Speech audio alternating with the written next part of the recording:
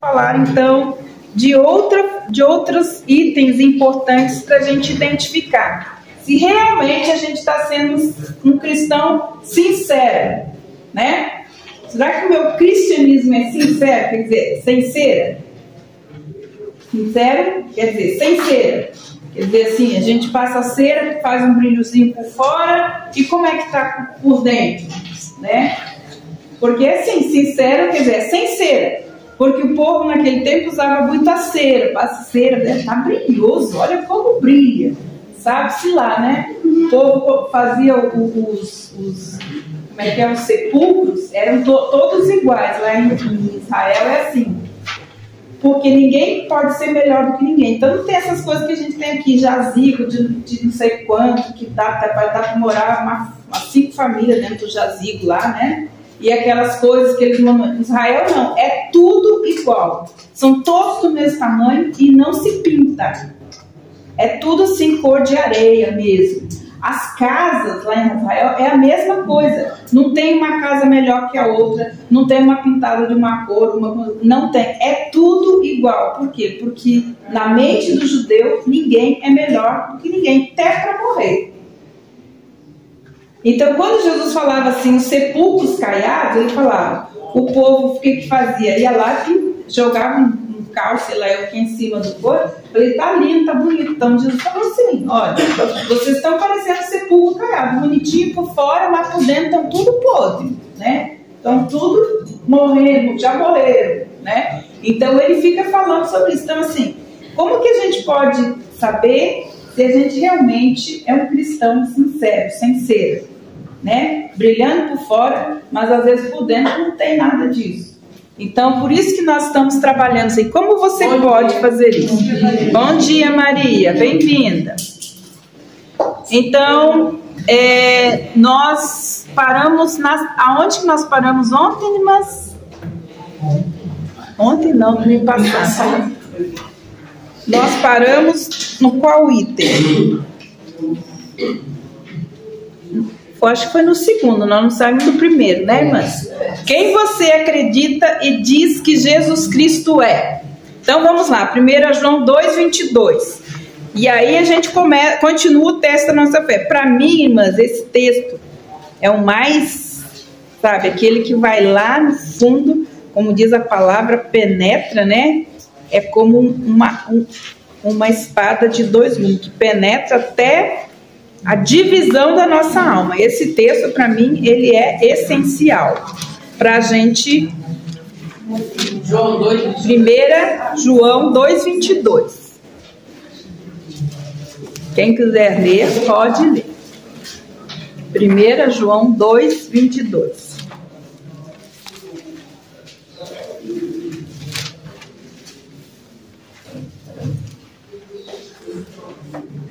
Primeira João 2,22. Quem é mentiroso, se não aquele que nega a Jesus o Cristo, é o anticristo, esse mesmo que nega o Pai e o Filho. Então, aqui a palavra de Deus está falando algo. Quem é o maior mentiroso? É aquele que afirma que Jesus não é o Cristo. Tal pessoa, então, é anticristo, porque nega o Pai e nega o Filho. Porque uma pessoa que nega o Filho também não pode ter o Pai. Mas aquele que confessa o seu Filho tem também o Pai. Por quê? Porque o Pai e o Filho são um. Então, isso é muito importante. Você acredita em Jesus Cristo, porque o cristianismo é exatamente isso, é crer em Cristo, é Cristo no centro, né? E hoje nós estamos percebendo, né, o que as pessoas estão fazendo. Até eu vi algo que mandaram para mim a respeito do que nós estamos vendo hoje, que as pessoas estão querendo matar Deus, matando pessoas. Porque eles acham que matando pessoas, eles matam a fé da pessoa, aquilo que ela acredita. Então, para as pessoas viverem o que elas estão criando, as filosofias e as ideologias, tudo que tem, se você não mata Deus dentro de você, você vai viver a vida toda o quê? Se sentindo culpado porque você está transgredindo a lei. Então, como é que eu me livro do sentimento de culpa? Certo? Matando quem criou a lei. Quem me faz sentir culpado por transgredir a lei. Então, hoje, você vê, as pessoas não falam mais sobre Deus, não falam mais sobre Jesus. E hoje, se a gente fala sobre Deus, sobre Jesus, sobre a palavra de Deus, então nós já estamos vivendo essa aversão, né, ao cristianismo. E é muito importante, então, o que você acredita e diz sobre Jesus Cristo. E, irmãs, nós temos que orar muito por essa geração. Vocês que têm filhos adolescentes, jovens, sobrinhos, orem muito por eles. Porque não tem um lugar que eles não estejam, que eles não tenham alguém atacando a fé deles. E eu vejo eles defendendo tudo, menos defendendo a própria fé em Cristo. Eles não têm coragem de defender a fé deles. Então é muito importante, mas orem pelos seus sobrinhos, orem pelos seus filhos, orem pelos jovens e adolescentes. Porque eles hoje, e as crianças, eles são os mais atacados. E nós precisamos, então, irmãs, é muito importante. Cristo é aquele que reina no seu coração. Ele é o rei. Ele é o soberano. Ele é aquele que tem maior autoridade sobre a sua vida. Irmãs, é muito importante saber quem ocupa o trono do nosso coração. Porque quem ocupa o trono do nosso coração é aquele que tem autoridade sobre tudo. Sobre aquilo que eu penso, aquilo que eu sinto e aquilo que eu decido. É aquele que está ocupando o trono do nosso coração, que precisa ser por nós honrado todos os dias. Entende, irmãs? Honrado. Quando nós falamos, pensamos, quando nós estamos vivendo a nossa vida, aquele que ocupa o centro do nosso coração, né? Porque o nosso coração é um altar. Mas quem ocupa o trono do nosso coração? Quem você diz que Jesus Cristo é para você? Então, a palavra de Deus fala aqui, 1 João 2,22, que quem é o mentiroso, senão aquele que nega que Jesus é o Cristo de Deus, né? Porque quando nós negamos Cristo, nós estamos negando também o quê? O Pai. Irmãs, e nada chega na nossa vida a não ser por isso. Quantos de nós estamos negando a eficácia da cruz, do Cristo que morreu, que se sacrificou por nós? Entende, irmãs? Às vezes nós não estamos experimentando a eficácia da cruz por falta de fé em Jesus, em crer que Jesus é o Cristo. Não há como, irmãs, porque nós, eu penso às vezes assim, né? A gente vê como era difícil a vida na antiguidade, né? Quando a gente vê lá naquele tempo do iluminismo, aqueles tempos, gente, como era difícil ser cristão, das cruzadas e todas aquelas coisas. Gente, hoje a gente não tem dificuldade, mas a gente não sabe se posicionar. Aqueles morriam. Você lembra os cristãos como eles morreram nas arenas? Entende? Mas eu não sei se a nossa geração iria subsistir a fé em Cristo se tivesse que passar por que eles passaram. Se hoje a gente quer vida confortável, qualquer coisa que tire a gente da nossa zoninha de conforto, qualquer coisa que Deus queira trabalhar na nossa vida, a gente já se revolta contra Deus, contra o Cristo, contra o sofrimento. Por que eu estou sofrendo? Por que eu estou sofrendo? Por que é comigo? Né? E quantas vezes, gente, Jesus fala assim, ó, se você não pode beber esse cálice comigo, então você não tem parte comigo. Por que que a gente acha que a gente é aquela bolachinha do pacote que não pode sofrer, não pode ter sofrimento? Você pode ver, mas nós lutamos para ter conforto. E daqui para frente eu não sei se não vai balançar, né? Mas eu acredito que as coisas como estão indo, né? Nós vamos ser muito provados e muito testados na nossa fé. Então é muito importante você saber quem é Jesus. Se ele é Jesus ou Cristo, o Filho de Deus. Para você também. Então os crentes confessam e não negam que Jesus é o Filho de Deus. Certo? A palavra de Deus diz que Jesus é o Cristo, o Filho de Deus, sem pecado. E ele é o Senhor de todos. Minha pergunta hoje: quem ocupa o trono do seu coração? Quem ocupa? Porque quem está ocupando o lugar onde Cristo deveria estar, é Ele que está dirigindo a nossa vida, é Ele que está movendo a nossa vida, seja o que for. Então, Deus em carne. Vamos ver João 1,14. Quem é Jesus, o Cristo? É muito importante a gente entender nossa identidade a partir de quem? De Jesus, o Cristo. Então, João 1,14. Gente, e hoje que a gente vê que as pessoas não querem mais se identificar como cristãos.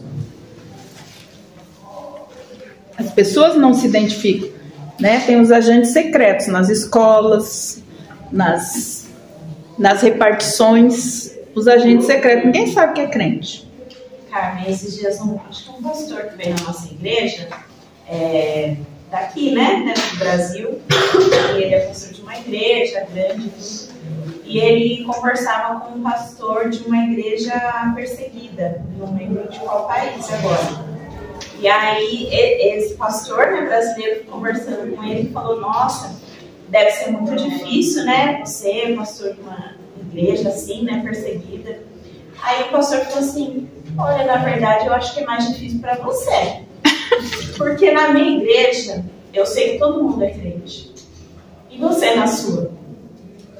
Porque lá eles são perseguidos e eles estão lá. Então eu sei que todo mundo na minha igreja é crente de verdade. Agora você na sua, como que você sabe? Aí o pastor ficou, realmente. Então, na primeira tribulação, na primeira dificuldade, como que é? Né, irmãs? Então, vamos ler João 1,14. Pode ler, mas... Aquele que é a palavra tornou-se um ser humano e morou aqui na terra entre nós, cheio de graça e de verdade. E vimos a sua glória, a glória do Filho único do Pai Celeste. Então, ele é... Então, irmãs, eu acho muito importante a gente entender que isto não é um livro, certo? A palavra, ele é o verbo, ele é a palavra. Então, isso aqui é uma pessoa. Aqui nós conhecemos uma pessoa, sua natureza, seu caráter, seu chamado, sua missão.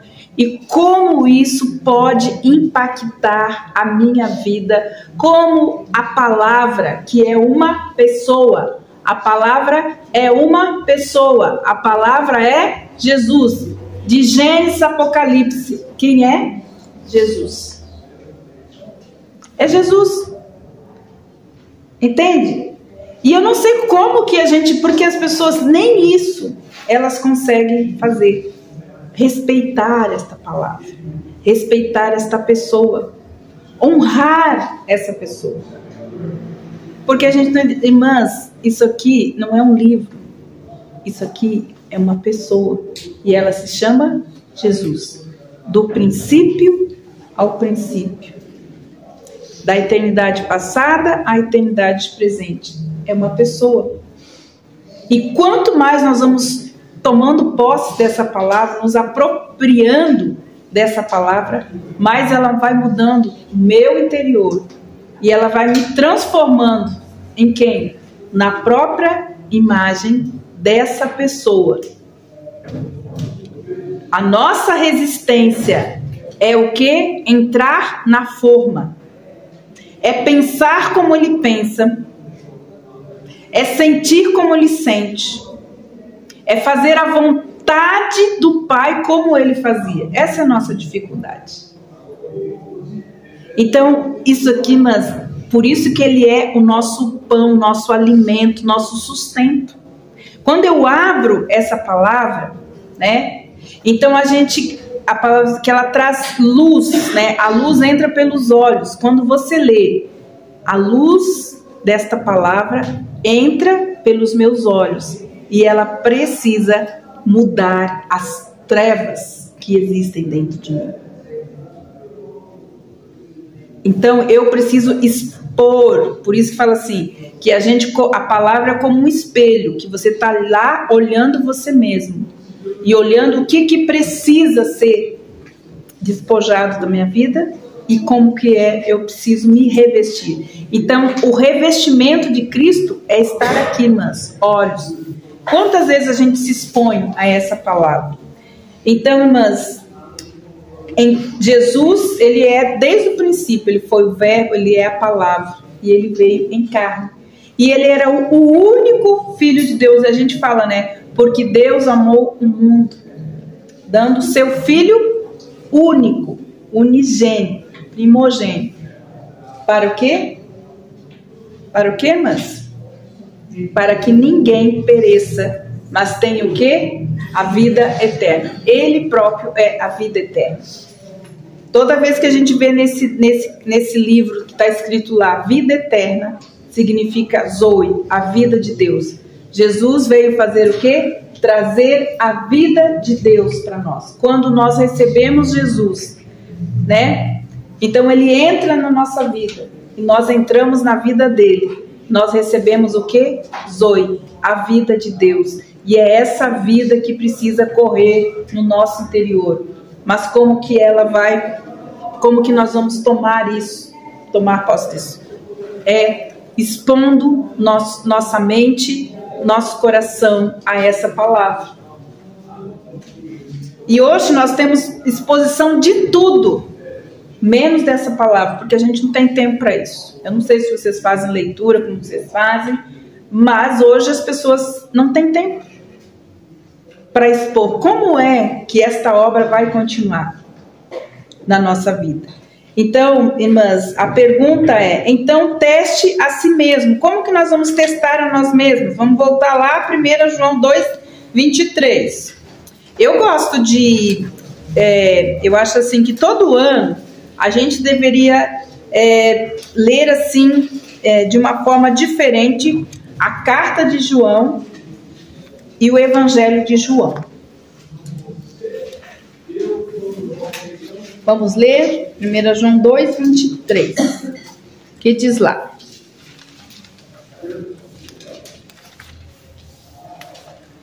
Todo que nega o filho, também não tem pai. E quem confessa publicamente o filho, tem também o pai. Então, a importância disso. Quando a gente vê isso, a gente vê também a oração intercessória de Jesus. Lembra, irmãs? Jesus pedindo ao Pai que nós possamos ser um como ele é um com o Pai. Essa foi a oração que Jesus fez. Mas como que a gente vai ser um, gente? O que a gente pensa? O que é ser um com alguém? O que é ser um? Irmãs, o que é? O que é isso? Ter o mesmo pensamento, ter os mesmos sentimentos, tomar as mesmas decisões, submeter a mesma vontade. O que é ser um? É gostar daquilo que ele gosta. É odiar aquilo que ele odeia. É andar, ser um é andar aonde ele anda. É evitar ir aonde ele não quer que eu esteja. O que é ser um? Irmãs, agora a pergunta para o teste da fé. Você tem esse sentimento de que você já é um com ele? Ou quanto dele já tem em você? Porque é importante a gente fazer isso, irmã. O quanto de Jesus já tem em mim? o quanto nós já somos parecidos com Ele. Porque essa é a obra que Deus está fazendo na nossa vida. É nos tornar o quê? Tomar o quê? A mesma forma. A mesma forma de sentir, de agir. Quando a gente lê Filipenses, a gente lê que nós tenhamos os mesmos sentimentos que houve em Cristo Jesus. Sabe por que a gente tem problemas, às vezes emocionais? Porque a gente não tem os mesmos sentimentos que Jesus. Por que a gente tem problemas psicológicos, irmãs? Porque nós não temos o mesmo pensamento que Jesus. Porque se Jesus, ele carrega a vida de Deus, e se ele habita em mim, eu não deveria ter coisas, problemas mentais, emocionais. A minha vontade não precisava estar brigando, minha carne, não, porque nós somos um. Entende? Então, o quanto de Jesus já tem dele em nós, nosso coração. Você pode ter certeza que as lutas e guerras que nós temos é porque ainda nós não pensamos 100% como ele pensa. Não nos movemos como ele se movia. Mas essa é a obra que o Espírito Santo está fazendo, usando todas as coisas que nos conhecem, que acontece. Por quê? Porque no mundo espiritual nós já somos um, mas essa alminha teimosa que a gente tem, ela não é a última a entender aquilo que já aconteceu no nosso espírito. Entende, irmãs? É a nossa alma teimosa, rebelde, desobediente, insubmissa, que não aceita aquilo que já aconteceu no nosso espírito, a nossa união com Cristo. Então nós precisamos submeter, por isso Paulo fala assim, eu me bato, chega a me bater, eu submeto a minha alma. Entende? Porque é uma luta. Não é uma luta, irmãs? Você não responder, né, as pessoas da forma às vezes que elas. É uma luta não aceitar reagir a provocações. É uma luta. Por quê? Porque a gente precisa determinar quem ocupa o trono do nosso coração. Porque se for o meu eu, enquanto esse eu estiver lá, eu vou sofrer para obedecer e fazer a vontade de Deus. Porque o pior problema da humanidade se chama eu, orgulho. Porque quando Cristo ocupa o centro do nosso coração, tudo muda, irmãs. Então, quem é Jesus para você? Ele é apenas um homem bom? Ou ele é um bom professor? Ou foi um bom profeta? Ou ele é o Filho, a divindade e humanidade? E aí, irmãs, nós precisamos responder: quem é Jesus para você? Como você lida? Outra pergunta é: como você lida com o pecado em sua vida? Os verdadeiros crentes não conseguirão vivendo, nadando livremente no pecado sem se arrepender dele em algum momento. Vamos ver Lucas 3:3. E essa questão do pecado, então, hoje, irmãs, tem tanta teologia, tanta filosofia, e a palavra de Deus é simples. Nós precisamos nos arrepender. Gente, eu li uma frase ontem que um cristão bem antigo, muito antigo, compartilhou, que falava assim, eu acho assim: não há nada que se possa fazer para convencer uma pessoa a se arrepender, se isso não for de dentro para fora, quer dizer, que a própria pessoa faça isso. Aí eu fiquei pensando, mas e cadê o Espírito Santo? Se a palavra de Deus me diz que o Espírito Santo é que convence o homem do pecado, do juízo, da justiça, então como que eu posso replicar uma coisa? Porque as pessoas hoje só estão fazendo isso, elas nem pensam na palavra. Então elas replicam as frases, eu não sei, acho que colou de outra pessoa também. Eu falei assim, tem duas coisas aqui. É uma frase, não é um versículo, certo? Falava em convencer a pessoa de se arrepender. Eu falei, gente, essa é a obra do Espírito Santo de Deus. Mas, se ela falou isso, quer dizer assim, acabou. Nem a gente mesmo estamos presos. Entende por quê? Porque o Espírito Santo é que convence o homem do pecado, do juízo e da justiça. Entende? Mas então a gente tem que tomar cuidado. Se você não confronta as frases, as coisas que você vê, e você fica replicando, você está replicando uma mentira. Porque o Espírito Santo, sim, é Ele que nos convence. Gente, você acha que a gente ia se arrepender sozinha? Ia reconhecer que a gente pecou? Que a gente errou o alvo sozinha? Se não tem o Espírito Santo habitando em nós? Ninguém se arrepende. E você pode ver quando o Espírito Santo de Deus não habita no coração de uma pessoa, ela só tem remorso. Que remorso é diferente de arrependimento. Porque arrependimento é nunca mais voltar a fazer aquilo que eu fazia. Porque se eu continuo pecando e fazendo a coisa que Deus não quer que eu faça, é porque eu só tenho remorso, não tenho arrependimento. E Paulo fala sobre isso, olha, tem tristeza aí que não é segundo o arrependimento descrito na própria palavra por Deus, mas é apenas uma tristeza, uma leve tristeza, que é um remorso. Entende, irmãs? Porque quando a gente não se arrepende e larga de vez, é remorso. Então a gente precisa pedir que o Espírito dar o quê? A liberdade, porque se o Espírito Santo de Deus não tiver liberdade para trabalhar na nossa vida, ele não vai arrombar nada, né? Porque ele é um cavaleiro gentil, ele não arromba. Então nós precisamos dar liberdade para o Espírito Santo de Deus trabalhar na nossa vida.